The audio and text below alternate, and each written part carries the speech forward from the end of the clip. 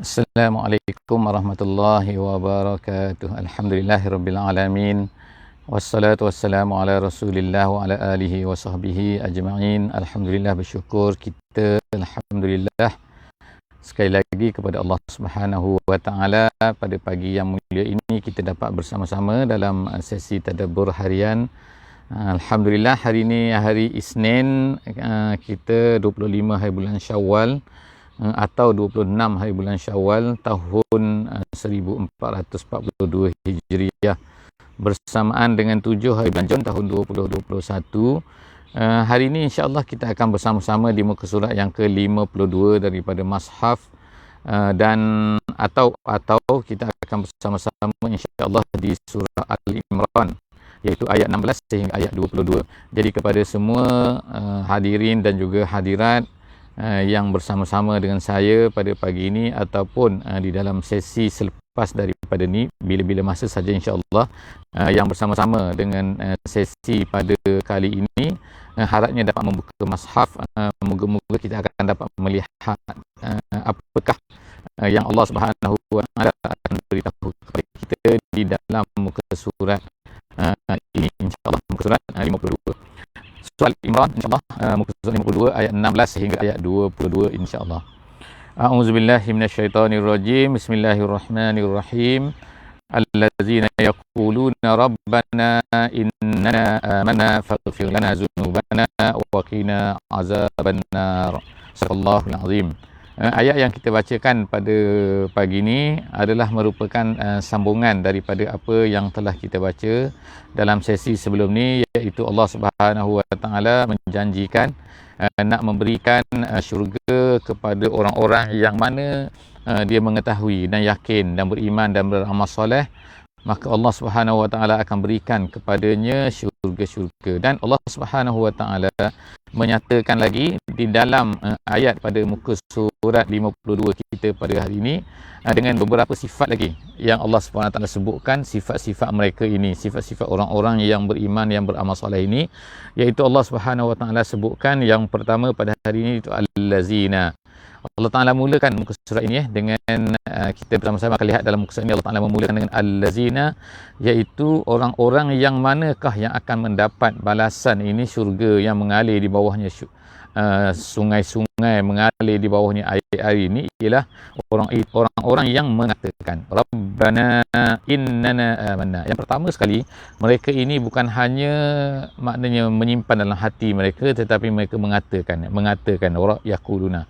Dan yang menariknya, ahli tafsir seperti Syekh Sayyid Tontawi menyatakan bahawa Allah Ta'ala menggunakan perkataan yaquluna sini itu dengan menggunakan fi'il madhi, fi'il mudhari'.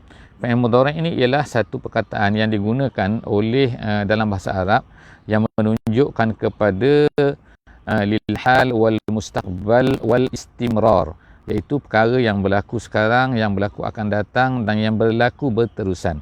Jadi Allah SWT sebutkan kat sini menggunakan yaquluna, iaitu orang-orang yang beriman ini, mereka ini sentiasa makna tak putus-putus mengatakan bahawa apa? Rabbana innana amanna, itu yang pertama.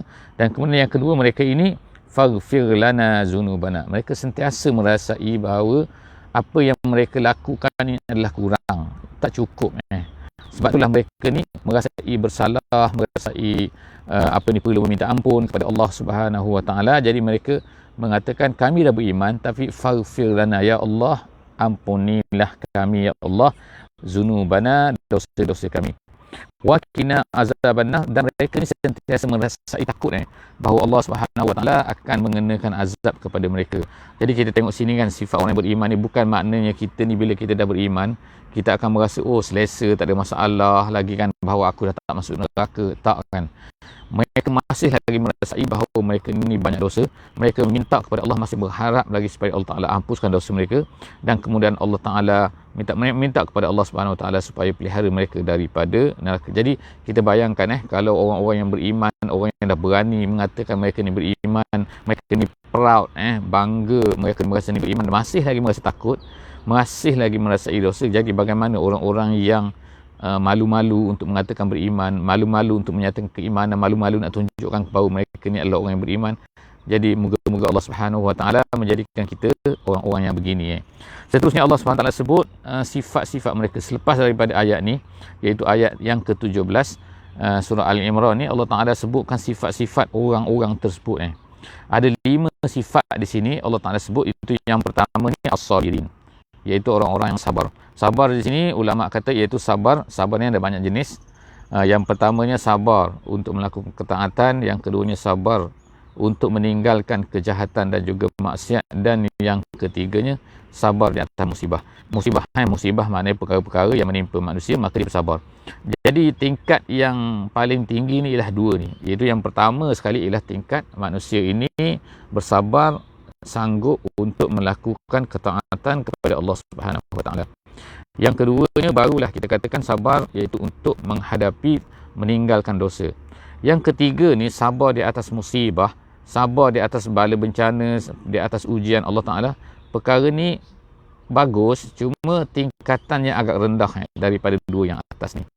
Jadi Allah Subhanahu Wa Taala beritahu pada kita sini, dan ahli tafsir menyatakan bahawa as-sabirin di sini ialah orang-orang yang sabar, iaitu sabar di sini ialah sabar untuk sanggup bersusah payah menghadapi masalah walaupun terpaksa untuk melakukan ketaatan kepada Allah Subhanahu Wa Taala. Sebagaimana kita pelajari hari ini, puasa 6 contohnya kan, ada menunjukkan satu kesabaran. Kalau puasa Ramadan tu memanglah kan itu adalah kewajipan, tapi puasa 6 adalah satu permintaan Allah Subhanahu Wa Taala kepada kita, bagi siapa yang sanggup sila buat. Jadi bersabar tak kita nak puasa ni kan? Kalau dulu kita boleh bersabar berpuasa kan selama 30 hari, so sekarang ni bersabarlah untuk berpuasa kan. Dan banyak lagi lah perkara-perkara yang berlaku, kesabaran kita ni, musibah kita ni di apa ni kita katakan mungkin dibuat dirompak ke dan sebagainya kan, berlaku apa-apalah kan. Jadi Allah Subhanahu Wa Taala minta kita ni supaya bersabar. Itulah sifat orang yang bersabar, insya-Allah. Yang keduanya as-sadiqin, artinya orang yang benar. Dalam tafsir dia kata yang benar di sini artinya orang-orang yang benar di dalam fil iman, dalam iman mereka. Maknanya mereka ni bukannya cakap iman, tapi sebenarnya tak beriman pun, ataupun tak benar. Apa cakap di luar dengan apa di dalam. Jadi kita cuba insya-Allah kan untuk menjadikan tally apa yang ada di dalam, apa yang ada di luar. Kita ni menunjukkan kita ni seperti orang beriman, kita melaksanakan ibadah, kita bersama-sama dengan orang-orang yang beriman, dan dalam kita pun sebenarnya beriman. Kalau tak sama macam tu, di luar lain, dalam lain, itu nama dia orang munafik. Di luar ni macam beriman, tapi dalamnya tak beriman. Itu nama dia munafik. Jadi kita nak tolak benda tu kan. Kita as-sadiqin, iaitu orang yang benar dalam dan juga luar. Benar dengan Allah, benar dengan manusia. Kemudian yang ketiga, Allah Ta'ala sebut al-qanitin. Qanitin ni ialah orang yang taat. Artinya taat kepada Allah Subhanahu Wa Taala, dan dia ni sentiasa al-mudawamah ala ta'ah. Sentiasa takut pada Allah, sentiasa melaksanakan apa yang Allah Ta'ala minta selama-lamanya kan. Bukannya sehari 2 hari dalam majlis saja dan sebagainya, tak kan, tapi berterusan. Kemudian wal munfiqina, sifat yang keempat, munfiqina iaitu orang-orang yang sentiasa menginfakkan, iaitu orang-orang al-mutasaddiqin, orang sentiasa bersedekah, memberikan, iaitu sanggup untuk berpisah daripada hartanya demi untuk apa? Kerana Allah Subhanahu Wa Taala. Kan Allah Ta'ala minta dia buat macam tu. Kemudian wal mustaghfirina bil ashar. Yang last kali ni Allah Ta'ala sebut sifat mereka yang kelima ialah orang yang bermustaghfir. Mustaghfir artinya itu seorang yang sentiasa beristighfar, dan dikhususkan di sini dengan waktu bil ashar.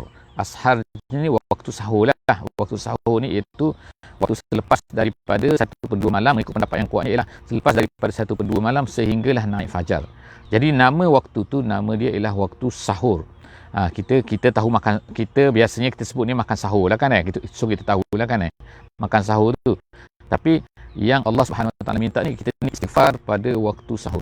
Kenapa sebut waktu sahur ni secara spesifik Kerana ulama-ulama kata kerana pada waktu ni lah banyak ghaflah berlaku. Ghaflah macam mana? Iaitu manusia ni biasanya ialah tenggelam di dalam tidur mereka, dalam kelazatun naum, kelazatan tidur. Jadi seronok tidur pada masa ni. Ramai orang macam tu lah kan. Tapi apabila seorang tu boleh bangun untuk melaksanakan mana, meninggalkan tempat tidur, keseronokan bantal dia, keseronokan selimut dia kan, keseronokan dan pergi sentuh air untuk ambil wudu dan istighfar, maka itulah satu kebaikan, satu kehebatan yang Allah Ta'ala sebutkan kat sini. Walaupun kita katakan kehebatan ni, sifat-sifat ni bukanlah makna setengah tu, bukanlah yang wajib, tetapi Allah Subhanahu Wa Ta'ala sebutkan sini untuk memuji. Beginilah sifat orang-orang yang layak, ataupun orang yang akan masuk syurga ni, orang yang bersama-sama dalam syurga ni, macam ni metodenya. Kemudian seterusnya Allah Subhanahu Wa Ta'ala dalam ayat yang ke-18. Kita masuk ayat yang ke-18 sekarang. Allah Subhanahu Wa Ta'ala sebut, syahidallahu annahu la ilaha illahu wal malaikatu wa ulul ilmi qa'iman bil qisti la ilaha illahu wal azizul hakim. Sekarang ni Allah Subhanahu Wa Ta'ala sebut syahidallah. Syahidallah iaitu Allah Subhanahu Wa Ta'ala syahida. Apa maksud syahida bila disebutkan Allah bersyahidah? Jadi ulama tafsir kata syahida di sini maksudnya adalah iaitu Allah Ta'ala telah menunjukkan. Syahidah ni asal maknanya saksi kan. Jadi bersaksi itu macam mana? Iaitu Allah Ta'ala ni telah tunjukkan kepada makhluknya, kepada kita semua, tanda-tanda, bukti-bukti kekuasaannya, kehebatannya. Jadi apabila Allah Ta'ala tunjukkan tu, itu maksudnya syahidallah. Allah Ta'ala tunjukkan. Jadi semua benda Allah Ta'ala tunjukkan kepada kita kan. Allah Ta'ala tunjukkan kepada kita langitnya, buminya, semua benda lah kan yang ada di keliling kita ni kan. Allah Ta'ala nak tunjukkan bukti kekuasaan dia. Jadi itu maknanya syahidah. Syahidallahu annahu la ilaha illallah, sehingga maknanya semua benda ni lah tidak ada Tuhan melainkan dia, dengan bukti-buktinya, dengan apa yang ada di keliling kita. Tu yang pertama, syahidallah. Kemudian Allah Ta'ala gandingkan pula iaitu wal malaikatu. Dan malaikat juga adalah syahidah. Apa maksud syahidah malaikat? Syahidah malaikat maknanya al-iqrar, iaitu pengakuan. Makna semua malaikat ni mengaku bahawa la ilaha illallah, tidak ada Tuhan melainkan Allah. Tu yang kedua. Kemudian Allah Ta'ala gandingkan yang ketiga, seterusnya wa ulul ilmi, dan mereka-mereka yang mempunyai ilmi. Jadi di sini maksud wa ulul ilmi di sini, ulama tafsir kata, Jalalain berkata maksudnya ialah seperti nabi-nabi, para nabi, dan juga para orang-orang yang beriman. Mereka semua ni adalah orang mereka dipanggil sebagai ulul ilmi. Jadi Allah Ta'ala gandingkan semua ni, malaikat, ulul ilmi, maknanya nabi-nabi, orang-orang yang beriman semua. Allah Subhanahu Wa Ta'ala semua tu syahidah semua tu kan. Tapi dengan makna yang berbeza lah. Jadi kalau orang beriman, kalau Rasul-Rasul ni ialah apa maksud dia? Maksud mereka ni iaitu dengan mereka ni beriktiqad dan bil lafzi. Bil lafzi maknanya mereka ni melafazkan. Mereka melafazkan keimanan mereka, mereka yakin dengan apa yang telah, bahawa tidak ada Tuhan melainkan Allah tadi tu. La ilaha illallah. Kemudian Allah Ta'ala kata qa'iman bil qisti. Qa'iman bil qisti, ya Allah Subhanahu Wa Ta'ala ini qa'iman bil qisti, maksudnya ialah Allah Subhanahu Wa Ta'ala tafarrada, iaitu Allah Ta'ala tu esa bitadbiri makhluqat bil adli wal hikmati. Tu kata tafsir. Jadi maksudnya apa? Allah Subhanahu Wa Ta'ala tu syahidah, artinya ialah dia tu bersendiri, dia mentadbir bumi ni. Allah Ta'ala mentadbir alam ni. Jadi semua pentadbiran Allah Ta'ala dilakukan Allah Ta'ala sendiri kan. Dia tak perlukan kepada makhluk-makhluknya. Dia sendiri buat benda tu. Itu maksudnya qa'iman bil qisti. Dan semua benda tu ditadbir oleh Allah Subhanahu Wa Ta'ala bil qisti. Maknanya ialah Allah Ta'ala ni kata tak perlu, dan Allah Ta'ala semua benda tu dia buat tu dengan hikmah dia, dengan sebab dia. Ada maknanya reason dia mesti. Itu keyakinan kita sebagai orang yang beriman kan, bahawa Allah Ta'ala ni tak buat satu-satu benda tu, melainkan semua benda tu adalah mempunyai hikmah-hikmahnya, ketetapannya yang Allah Ta'ala tahu. Kadang-kadang manusia ni, kita ni tak tahu kan kenapa Allah Ta'ala buat macam ni. Jadi yang pentingnya keyakinan kita kan, bahawa Allah Ta'ala tu tahu buat kenapa Allah Ta'ala buat macam tu, dan kita ni yakin bahawa Allah Ta'ala tu penuh hikmah. Allah Ta'ala tak buat apa-apa dengan sia-sia. Jadi itu maksud qa'iman bil qisti, la ilaha illa huwal azizul hakim. Dan sekali lagi diulang, Allah Ta'ala ni tidak ada Tuhan melainkan dia, yang dia ni adalah al-azizu al-hakim, yang maha aziz. Maknanya kita sebut sebelum daripada ni, aziz maksudnya tidak ada benda yang boleh mengatasinya. Tak ada benda, kalau Allah Ta'ala nak tak ada makhluk yang boleh menutup, menghalang kehendak Allah Subhanahu Wa Ta'ala. Dan Al-Hakim, Allah Ta'ala ni mempunyai penuh hikmah dengan apa saja ketetapan dia. Kemudian innad dina indallahil Islam. Innad dina. Jadi inna ni ada dua bacaan di sini. Ada satu bacaan dengan anna iaitu baris atas. Ada yang baca, yang biasa kita baca ialah innad dina indallah. Jadi ada yang baca anna, ada baca inna, itu dua qiraat. Kita insya-Allah kan ada maknanya yang sedikit berbezalah. Kalau anna tu artinya ialah sambungan daripada atas tu, syahidallah annahu, syahidallah annad-din. Itu maksud dia kan. Dari segi tu, dari segi bahasa, dari segi i'rabnya dan sebagainya, dari segi ada sedikitlah. Tapi bagi kita insya-Allah secara umumnya kita kata bahawa ini adalah ketetapan Allah Subhanahu Wa Taala, iaitu Allah Subhanahu Wa Taala telah menetapkan bahawa tidak ada agama yang diterima oleh Allah Subhanahu Wa Taala. Ad-din ini, asal makna ad-din ialah al-jaza'u wal hisab. Itu makna asal ad-din. Ad-din ni maknanya pembalasan maksudnya. Pembalasan maknanya balasan, kiraan kan, pembayaran kan, gitu. Itu maksud ad-din. Jadi ad-din, tapi ad-din di sini maksudnya ialah apa-apa yang diturunkan oleh Allah Subhanahu Wa Taala kepada nabi kita Nabi Muhammad sallallahu alaihi wasallam. Jadi innad-din, sesungguhnya agama yang Allah Taala terima, al-mardi, yang di sisi Allah Subhanahu Wa Taala, yang diterima, yang diredai, yang Allah Taala accept, hanyalah satu saja, iaitu apa? Al-Islam.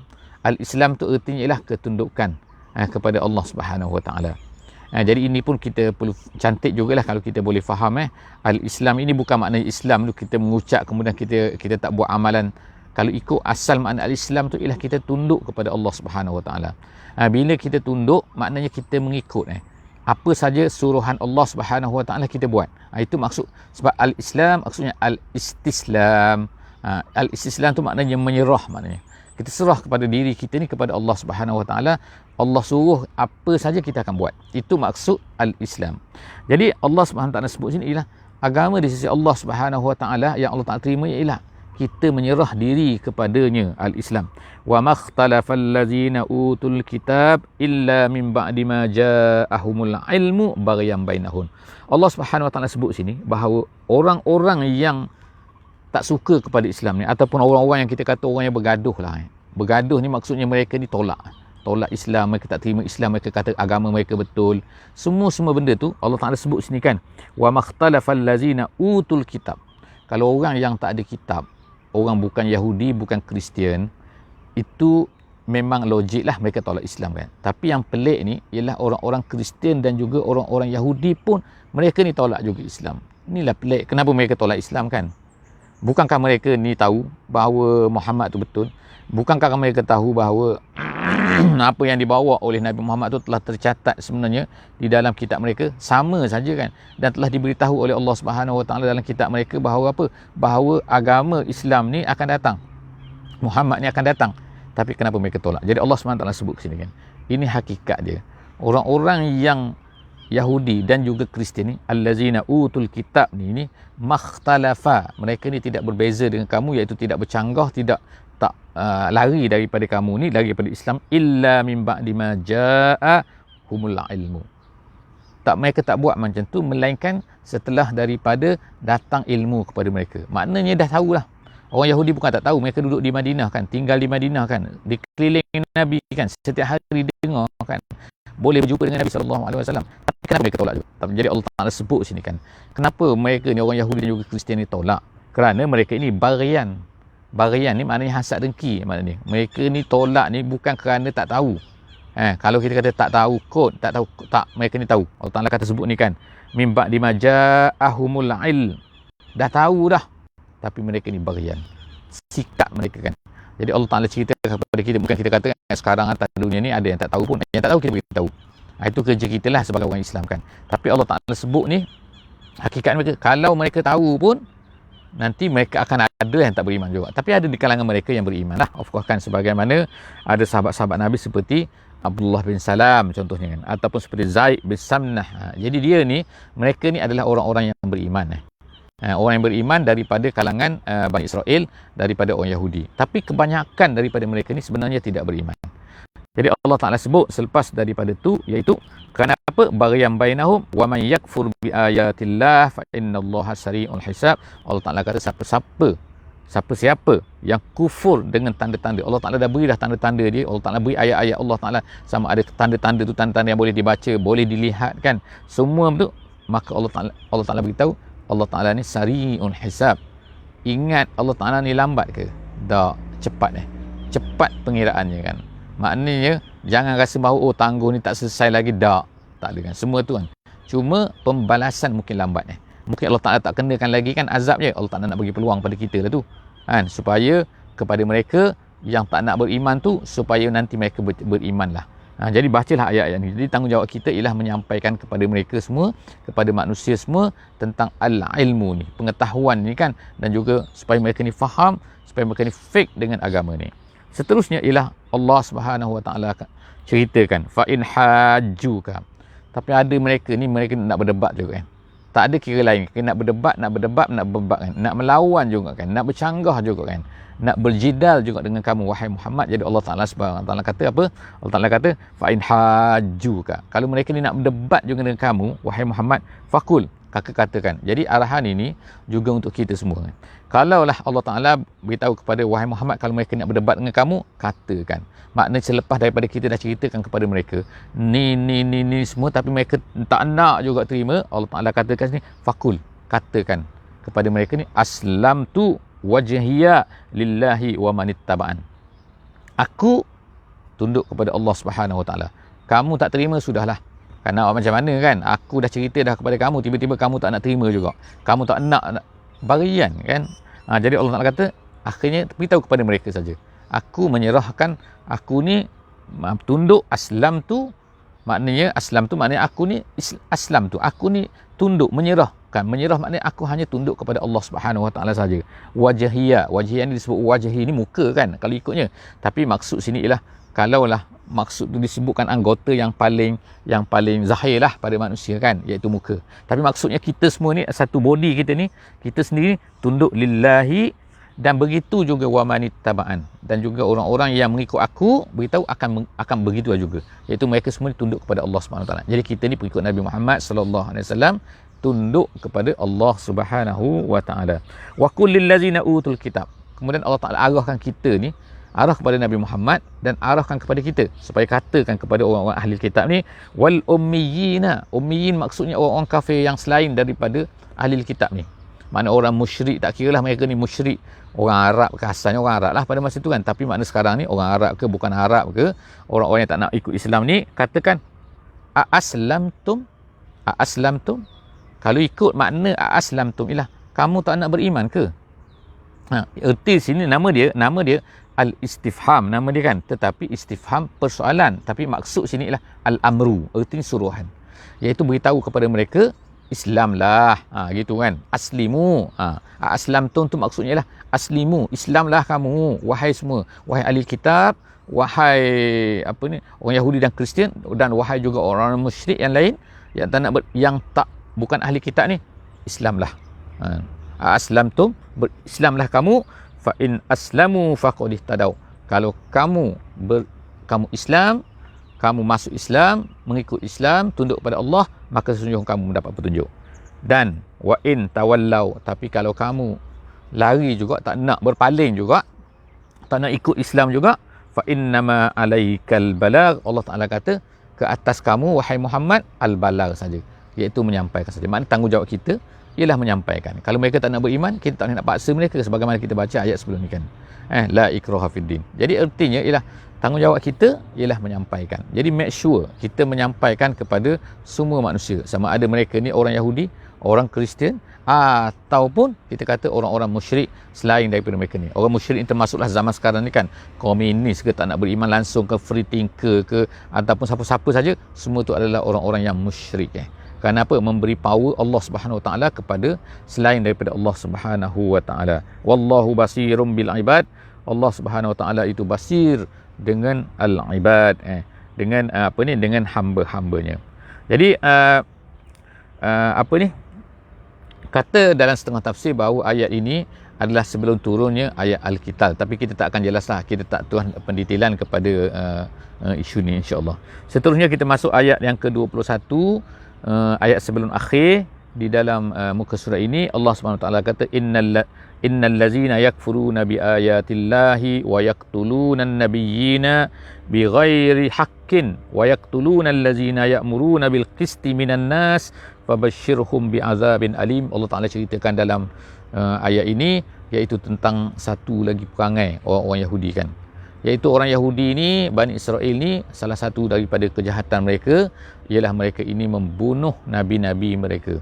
Dan juga bukan sekadar nabi-nabi yang dibunuh, tetapi mereka juga telah membunuh orang-orang yang melarang mereka daripada berbuat kejahatan.